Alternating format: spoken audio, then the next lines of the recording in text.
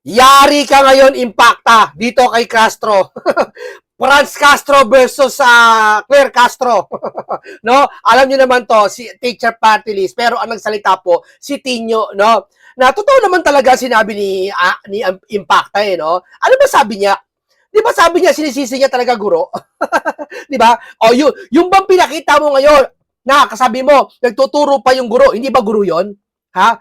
Dapat ang ginawa mo, bago mo pinakitang, kasi nagpakita siya ngayon ng katunayan, ng katibayan, na talaga yung may mga ilang guro talaga na nangungunsinti daw ng mga estudyante. Oo, sige, kasi sinama niya yung mga ano doon, sa may, alam mo yun, sa may, pumunta ata sa bandang Mindanao ba, Sambuanga yun, yung minura si presidente ng mga estudyante, sinabihan ng ngagba, di ba? Although mali yun. Sinama niya yon. Eh di sana agahapon sa interview mo, nagtatanong, sinama mo na yan. Hindi yung ngayon. Kasi yung ngayon, palusot mo na lang yan. Di ba? Dapat sinabi mo na yung umpisa pa lang. Ba't mo sasabihin ngayon, di ba? Ano yan, nagkamali ka na, say sorry na lang. Ayaw mag-sorry. Ayaw. Napaya tuloy siya sa reporter, nakaiban. Di ba? Ayaw talaga mag-sorry. Antindi. O ito, papalag to si Teacher Castro. Yeah. O Teacher Castro, dito magagamit kayo. Di ba? Parang kampi-kampi sila, no? Parang nag-aaway-aaway na kayo ngayon. Di ba? Alam mo, si Isguera, sino? Kailan yun si Isguera na reporter yata yun sa Pink Lawang? Kailan yun? Si Christian Isguera, no? Tinalakay niya yung real talk niya doon sa kanyang programa na sinabihan niya ata na, hindi naman direkta sinabihan, tanga si BBM, no? Pero ganun. Nag-react yung mga loyalista na galing kay Christian Isguera. Nag-aaway-away na. Sa susunod niya, si Llamas na. Mag-aaway na kayo dyan. Yan ang sinasabi ko sa inyo. Nakikita totoo yung kulay. Tandaan nyo. Ang totoong kulay, hindi kayang palitan ng panibagong kulay. Tandaan yan. Lilitaw para yung katotohanan. No? O ngayon, ito, sabi nito ni Tinyo na ng first party list na si representative na si Antonio Tinyo. Dati si Teacher Franz Castro pero syempre original nito ata si Teacher Franz Castro. 'Di ba? Hintayin natin magsalita si Franz Castro pero shinare niya na to. Ayan 1 hour ago lang. Sabi niya tila may mga pinanggagalingan ng banat niya sa mga guro. Dapat isang tabi ang bagahe. Huwag gawing punching bag ang mga guro at huwag isingit ang sensitibong topic ng school violence. To the presidential spokesperson, irespeto mo ang mga pangalawang magulang ng anak ng ating mga anak. Mag-sorry ka sa kanila. Tama yan, Tinyo. Tama yan. Pagtanggulo mo ang ating kateacheran. Sabi ko nga sa inyo tandaan nyo, hindi ako aabot sa ganitong kalagayan. At kayo dyan, mga professional na, kundi dahil sa teacher nyo. Ako yung teacher ko hanggang ngayon, doon pa rin sa school na teacher. Ginagalang ko kasi ang hirap patrabaho ng teacher. Sabi niya gagawa ka ng mga lesson plan. Alam mo ba, pag teacher ka, nag-aaral ka pa rin sila una nag-aaral. Pinag-aaral nila, ituturo nila sa inyo. Di ba? Lahat yan, nire-review nila. Halos pag uwi nila, may mga anak din yan. May sariling anak din yan mga yan. Inaasikaso din nila yan. Halos hindi na sila makapag-asikaso, no? Ang tungkulin lang nila doon sa eskwelahan, pangalagaan yung mga estudyante turuan. Pero hindi obligasyon ng teacher na obligasyon ng magulang, katulad ng sa teacher. Huwag nyo asahan yun, no? Wala nun, no? Kung meron man, bonus na lang yun, no? Pero ang teacher talaga, gumagawa ng lahat ng kaparaanan niya para mapabuti ang estudyante. Walang makapagsasabi sa nangyari, sa insidente na yan, no? Wala ka dapat sisihin dyan. Ang sisihin nyo, kayo mga gobyerno, kasi kayo nagkulang dyan. Di ba? Hindi nagkulang. Naklanteteng, sinisi mo na yung taong bayan sa bahan, tatapon ng basura. Pati ba naman ito, sisisi mo pa rin? Sisisiw pa sa mga teacher. Tong gobyernong to lagi naninisi. Ayaw nilang tanggapin na pagkakamali nila. Gusto nila lagi silang maninisi ng tao. 'Di ba? Wala na, checkmate na kayo ng taong bayan. Hindi na kayo over diyan. Sa ugali niyo sa antindi ng pinapakita niyo sa mga ugali niyo diyan. No? Eto, tignan natin 'to. Kay Castro. Muli, gusto lang natin ipakita dahil baka hindi alam ng ating mga guro yung ibang nangyayari sa mga ginagawa ng ibang guro. Alam niya ng ibang guro. Alam niyan.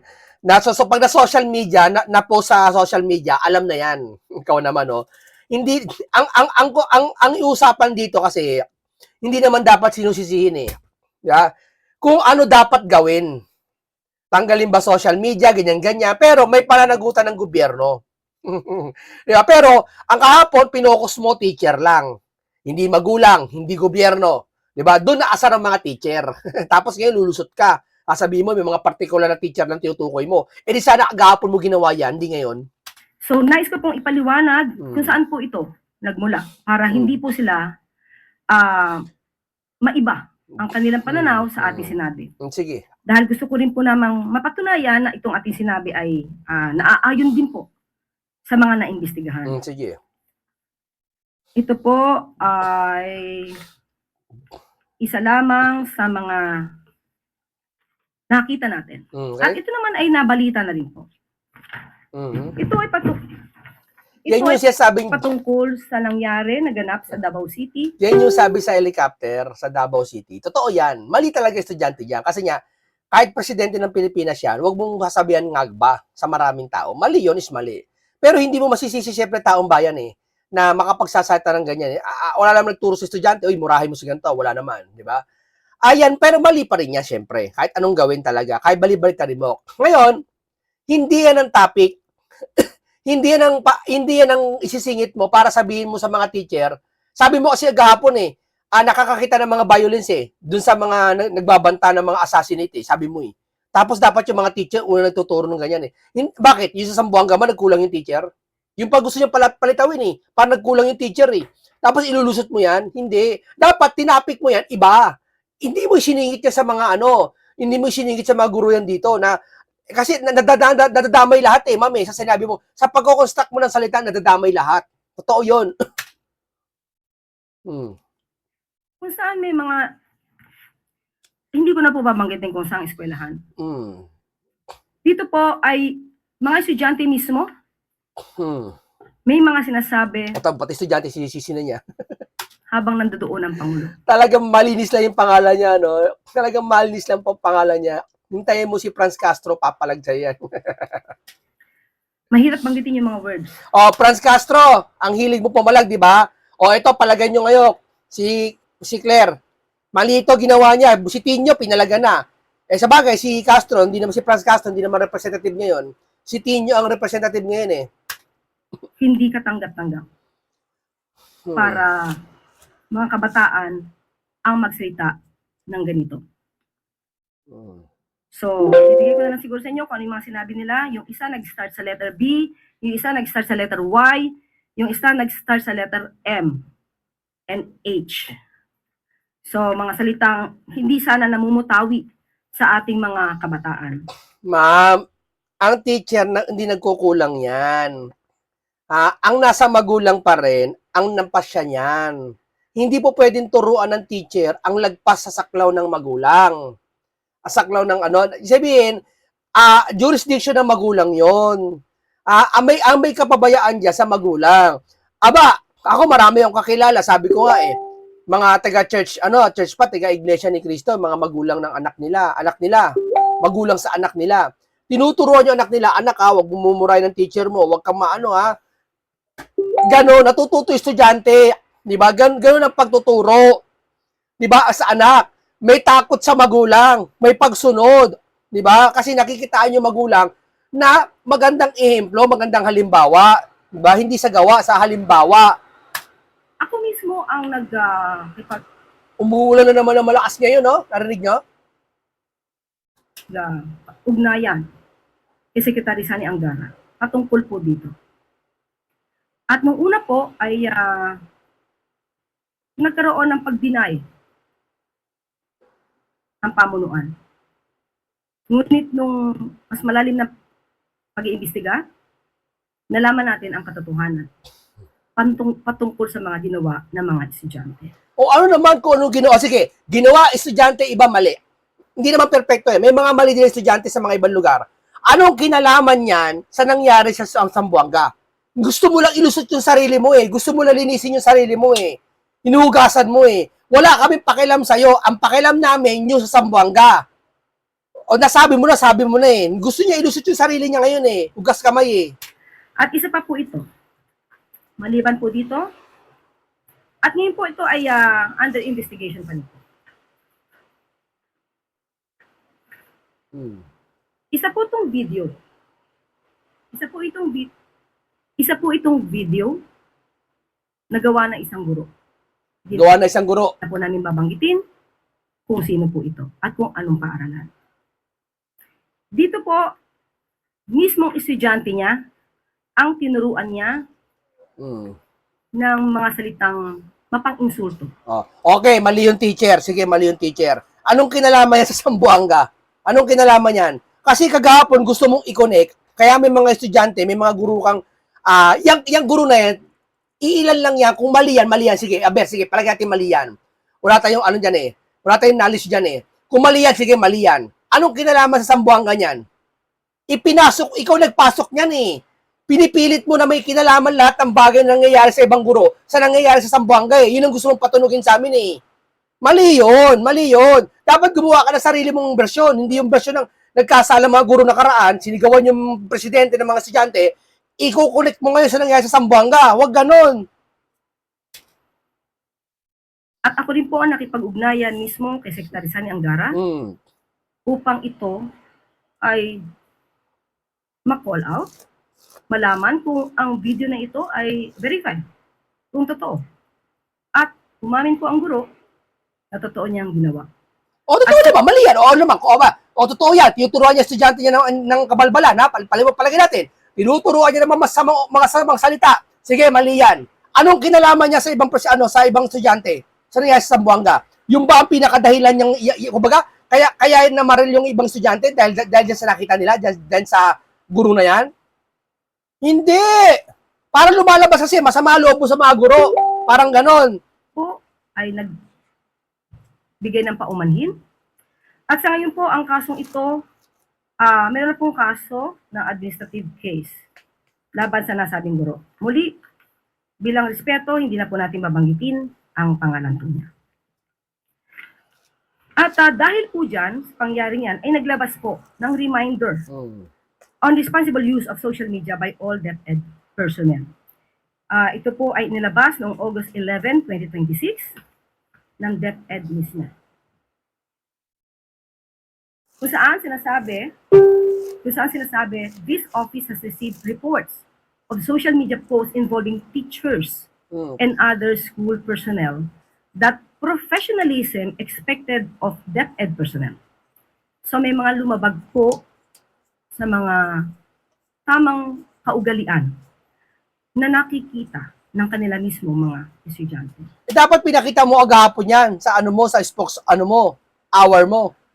Diba? Ba't di mo pinakita yan? Ngayon mo lang pinakita. Ano yan? Pinapainan mo kami lahat? Hihintay mo muna magkamali kami lahat sa'yo, tapos sasabihin mo yan. Eh di tusok ka. Nanunukso ka. Di ba o ba? Ginawa nyo, alam mo, ilang style nila yan. Ilang beses yung ginagawa yan. Yung presidente na dati yung April, yung Semana Santa, nagkasakit daw, hindi alam kung nagkasakit o ano, hinahanap siya ng taong bayan, di siya agad nagpapakita. Ipinapaniwala niya yung taong bayan sa chismis na nagkasakit siya. Tapos after 1 week, siya nagpakita. Kung kailan marami na fake news na. Ang hilig niya sa ganyan, no? Pag ang tao naghahanap, ipakita mo na kagad yan. Parang wala kami masabi, ay oo nga pala, gano'n, no?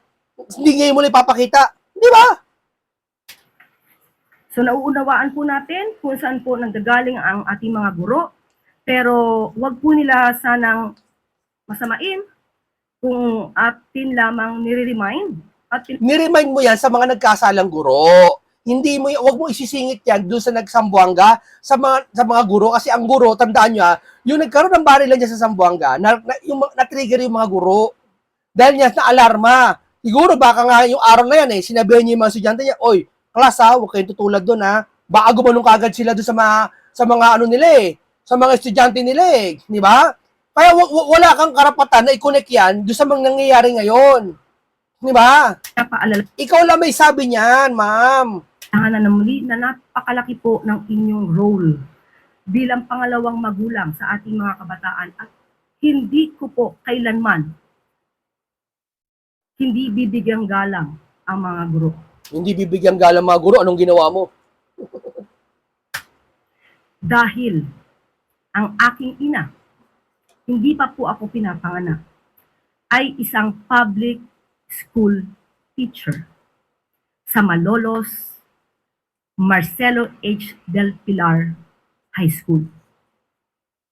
Hanggang siya ay namayapa, na natili po siyang guro.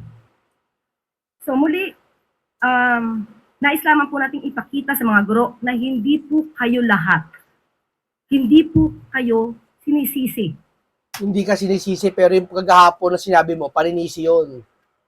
Ito ay pagpapaalala. At sa mga ganito po, kung meron po kayo nakikita mga inyong mga kasamahan na maaaring lumalabas Tingnan mo ayaw pa niya mag-sorry talaga. Sorry na lang, dapat niya pampaliwanag. Di ba? sa alintuntunin para sa mas magandang pagtuturo sa ating mga kabataan, ay kayo na po rin ang tumulong sa ating pamahalaan. At ito rin po ay makakatulong sa ating mga kabataan. Hindi po natin ito pwedeng hindi isiwalat. Kailangan din pong malaman ng ibang mga magulang kung ano yung nangyayari sa ating mga paaralan. So sa ganito po ay nais po nating sabihin sa ating mga guro, napakalaki po ng inyong mga katungkulan para sa paghubog Huwag mo nang bulahin yung mga guro. Huwag mo nang bulahin. magandang kaugalian, magandang asal or magandang attitude sa ating mga kabataan. Okay. At sa ACT Teachers Party List, hindi po ito paninisi. Sana ilagay po natin sa tamang konteksto ang aking sinabi. Ano hindi paninisi? Narinig namin yun. Ikaw naman, no? Huwag ka palusot, ma'am. Sorry ka na lang. Nagkamali ka. Sorry ka na lang. Hindi ito pag-atake sa mga guro. So, simple lamang po, ang ating mga guro, maaari po nating turuan ang ating mga estudyante kung paano magbigay ng tamang pagpapahayag. Kung meron silang sasabihin against the government, karapatan po yan. Pero iba po ang pagtuturo ng freedom of expression at iba rin po ang pagtuturo kung paano ito isasagawa ng walang pang-iinsulto at walang pakita ng maling pag-uugali. So kahit sino po ang ating maging presidente, ito pong aral nito ay dapat na Daming sablay na to, administrasyong ito, no? Dami, no? Wala sa katwiran kasi, kaya madaming sablay, eh. May pitatakpan lagi, eh. Ayaw mag-sorry, ayaw mag-public apology, ayaw, lahat ang dami, eh. Ayaw, eh. manatili sa atin. So siguro tanungin na lang po natin ang ACT Party or ACT Teachers Party List. Tama yung teacher party list, sinaway ka lang, mag-sorry ka lang. Walang ibang layunin ng teacher party list. Mag-sorry ka lang. Yun lang yun. Nakita yung kasi pagkakamali mo. Ayaw mo pa rin mag-sorry. Ganitong naipakita natin na nangyari ng mga paglabag ng ibang mga guro. Hindi po lahat Hindi po never kung O tamo, hindi lahat Dapat agapo sinabi mo yan, hindi lahat. Kasi agapo parang nilalahat mo, eh. sinabi na lahat. Ano po ba kaya ang nagawa nila para mas maiangat natin ang tamang kaugalian sa ating mga kabataan? Tingnan po natin kung nakondena ba nila itong mga isang teacher, yung ibang mga teachers na nagsagawa ng ganitong pagtuturo ng maling asal sa ating mga estudyante. So muli, ang mga teachers po, ginagalang po natin yan. Malamang ay nagkaroon lamang po ng misinterpretation dahil yung nagpalabas ng opinion ay malino po agad. Sinisi pa yung yung teacher party list, ha. Ako, tampo tayo kay Franz Castro, pero sa ngayon tama sila, eh. Sinisi pa yung teacher party list. Ang hilig nila, no, ang hilig nila manisi, no, kapag nagsasalita yung tao, yun sisisihin nila. Pag pilo na sila, sisisihin nila yung pumuna sa kanila. Grabe to, no, ayaw magpaumbaba to mga to, no. Tindi. Sinabi na sinisisi po natin ang mga guro. Hindi po kailanman natin sisisihan ng mga guro. Ito ay isang paalala lamang. At pati naman po, ang DepEd ay meron din po silang mensahe patungkol po dito. Gusto lang linawin na hindi ito tungkol sa paninisi sa mga guro. Ang punto, Kinampihan pa ng DepEd. Ano ba naman kayo? Nagkamali si Ansi Impacta, nagkamali. ay kilalanin ang napakahalagang papel nila bilang pangalawang magulang ng ating mga learners. Malaki ang papel nila sa paggabay pagprotekta at paghubog ng values and character ng ating mga anak, pati na rin ang pagiging mabuting halimbawa sa kanila. So yan po, mga guro, kayo po ay iginagalang at binibigyang respeto, lalong-lalo na ng Pangulo at ng administrasyong ito. Okay, sunod na tanong mula kay Ann Soberano, Bombo Radio. May follow-up ba, Ivan? Go ahead. Yusek, Pahiya siya kay Iban na naman eh. Magaling talaga si Iban talaga, no? in that lengthy response, you did not mention the word apology. So Hindi siya nag-sorry. you're not apologizing to the teachers. Regardless if these are members of Alliance of Concerned Teachers or baka meron lang po mga ordinaryong mga guro na nasaktan doon sa sinabi ninyo. Kaya nga po, sabi po natin, kinikilala po natin yung nasaktan nilang damdamin. At gusto kong ipaliwanag kung saan maaaring nanggaling yung sama ng loob nila. Dahil never po ako, Ma'am, sumama loob nila dahil sa pag-atake mo agahapon. Ang linaw-linaw na pagkakasabi mo agahapon. Di ba? nanisi. Sinisisi mo na nga sila ngayon. Agahapon. May ilang mga guro nagtuturo ng hindi magandang asal sa mga estudyante. Paninisi, hindi. ng guro. Huwag mo sisisihin sila. Maliwanag po yung sinabi natin. Saka hindi mo jurisdiction yan. Jurisdiction yan ng DepEd. Tama ba? DepEd ba? Tama ba? Hindi mo jurisdiction. Sumagot ka lang. Di ba pag sinasagot ka lang, minsan di mo alam, sabi mo, ay, tanungin nyo na lang po si Vince Dizon sa DPWH. Dapat ganon. Hindi yung may sarili kang kalooban dyan. Kahapon. So sa mga nagdaramdam, ito po ang maliwanag ito po ang aking ipinaliwanag sa inyo para po maibsan yung inyong sama ng loob kung meron Okay. lang po. Kasi dapat ilagay lang po natin sa Mag-sorry ka na lang. Ayaw pa talaga mag-sorry, no? tamang konteksto yung nangyari. So, mali pa yung context, mali pagkakaintindi ng mga teacher. So no apologies, Yusek. Ivan, Wala ka talagang sorry, sabi ni Iban. hindi tayo pwede rito magkaroon ng sorry for the word. Ayoko magkaroon ng additional na pang-iintriga dito. Oh, ayaw talaga niya mag-sorry. Dahil, muli, gusto kong linawin, naiintindihan ko po kung saan nanggagaling yung mga guro, Hmm. at wala po tayong sinabi na sila ang dapat sisihin. Hmm. Ipinapakita lamang po Wala kang sinabing dapat sila sisihin. Pero sa construct ng pananalita mo, sinisisi mo yung guro. natin kung gaano kalaki yung kanilang role bilang pangalawang magulang sa ating mga kabataan. So ngayon, ipinakita ko kung bakit, yun yung nasabi natin, dahil totoo naman na mayroong mga guro na hindi nagsilbing maganda or modelo sa ating mga kabataan. Tamo, talagang dinidi niya talaga, may mga ilang guro.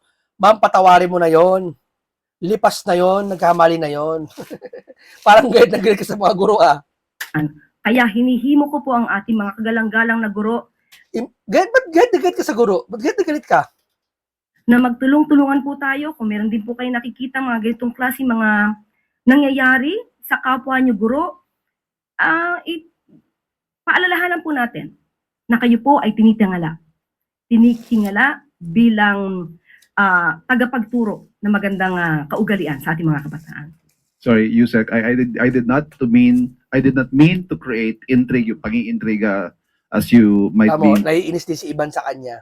Yung ugali kasi, ano eh. implying. Ang sa isip ko lang ho kasi ngayon, Mm. what if after listening to your explanation, Okay. yung mga guro na nasaktan, Okay. ganun pa rin po ang kanilang pakiramdam. Yes, yan din ang naisip ko. Tama si Iban. Kukontray mo, Claire. Lahat ng taong bayan ngayon, iisa ang iniisip. Tapos ikaw, tama? Ano ka, lahat kami, mali? Mag-sorry ka na lang. Ayaw talaga mag-sorry, oh. Nag-iisip na sasabihin, wag lang mag-sorry, oh. Iniisip ko, Mm. saan ba dapat nasabihin kong mali ako? Saan ba dapat isipin na nagkamali ako? Parang na sinabi, saan ako nagkamali? Wala akong pagkakamali. Parang gano'n na. Hindi naman rekta niya sinabi, wala akong pagkakamali. Pero parang gano'n pagkakaintindi ko eh. Sa ngayon po, saan iniisip ko dahil maliwanag yung aking pagkakasabi Nagkaroon lang na maling konteksto nung sinabi ng ACT Party List or ACT Teachers na sinisisi ko ang mga guro. Wala Mo po nagkamali pa yung sumaway. Diyos ko po, parang flood control. Kinukulong yung mga sumaway. akong sinabi na sila ang may kasalanan. Kahit ulit-ulitin po nila yung ating sinabi, yan po ay pagpapaalala lamang na sila po ay mga iginagalang na guro na maghuhubog ng tamang kaugalian sa ating mga kabataan. So, siguro po ang dapat na magbigay ng paumanhin ay yun ang bigay ng maling konteksto sa ating sinabi. Dahil marami nagsasabi na walang guro na nagturo ng mali. Ipinakita ko po sa inyo ngayon. O ano naman, pinapahiya mo yung guro? Ano pinapakita pa yan? Hindi mo linya yan, ma'am. Mga guro na nagkaroon ng pagkakamali at yan din ang ayaw natin pamarisan pa ng iba pa nating mga kababayan. Ann Soberano. Yusek, good afternoon. Yusek, I just want to get the reaction ng Palasyo regarding po sa dalawang insidente ng pamamaril no sa mga paaralan. Una po sa Tacloban and then kahapon po sa Ateneo de Zamboanga. May mga naglalabas po, may lumalabas po na nagdulot ito ng pangamba tungkol sa posibleng copycat effect, Yusek. So ano po yung reaksyon ng Palasyo dito at may natanggap na po ba ang Palasyo na assessment mula sa PNP or DepEd kung may iba pang mga credible na banta sa mga paaralan? Opo, medyo kailangan na rin po natin siguro alamin kung paano ibabalita itong mga ganitong klaseng sensitibo na pangyayari, lalo-lalo na apektado ang mga minor de edad. May nakapagsabi na rin na dapat din tayong maging maingat sa paglalahad at baka nga pamarisan dahil isipin ng mga kabataan na sa ganung edad ay wala namang maaaring makulong. Hindi po kasi ito ang dapat na talagang naituturo natin sa ating mga kabataan. Ang dapat nating itinuturo ay ang tamang pag-uugali, paano igalang ang ating mga ang kapwa at kung paano makitungo sa ating mga kaklase, sa ating mga guro, sa mga elders. At napag-usapan na rin po namin kanina na Secretary Dave Gomez ang patungkol dyan. At ito po ang mensahe niya patungkol po sa paglalahad ng mga balitang katulad ng nangyari. And I quote, Kakampi-kampi pa sila, no? Mag-sorry na lang kayo. Yun na, simple lang yun, ma'am, eh. Kayo nasa gobyerno. Kayo mga, ayaw namin pakinggan na yan. Yung, ano na yan. Kayo nasa gobyerno, kayo public servant. Kayo, makakaintindi dapat. Mag-sorry na lang kayo. Tapos na usapan. Di ba? Ayaw talaga mag-sorry. Di ba? Nasa public servant kayo, ganyan kayo mag-uugali. Hindi maganda po yan. Hindi po maganda yan sa isang public servant po. Lalo spokesperson ka, presidente, kung sasabihin mo, yung di sasabihin siya ista ng presidente, di ba? Di ba? Alam mo itong gulong ito, hindi ito normal. Hindi ito yung ising gulo lang. Ito malawak na gulo to at pwede pa may mangyari ulit, no? At ang pwede madiin dito yung mga teacher. At sila ang sumasalo lahat ng maaring batikos. Tapos gaganyanin mo mga ganyan ka pa? Ayaw po mag-sorry? Mag-sorry ka na lang. Okay, maraming salamat sa inyong lahat, no? Hanggang dito lang po tayo. Nakita natin kung ano talaga ang pangangatwiran nila, no? Baluktot, no? Talagang pipilitin nila na isisi pa rin sa mga tao. Pag yung mga pumuna sa kanila, dun sisisihin nila yung mga pumuna sa kanila. Lahat nangyari na yan sa flood control, yung mga sumaway sa kanila, sinisisi nila. Yung mga sumasaway sa pumupuna sa kanila, destabilization daw, lahat. Ngayon, pinupuna siya, mali na naman daw yun. Di ba? Ganyan talaga po sa sila, no? Okay, maraming salamat po sa inyong lahat.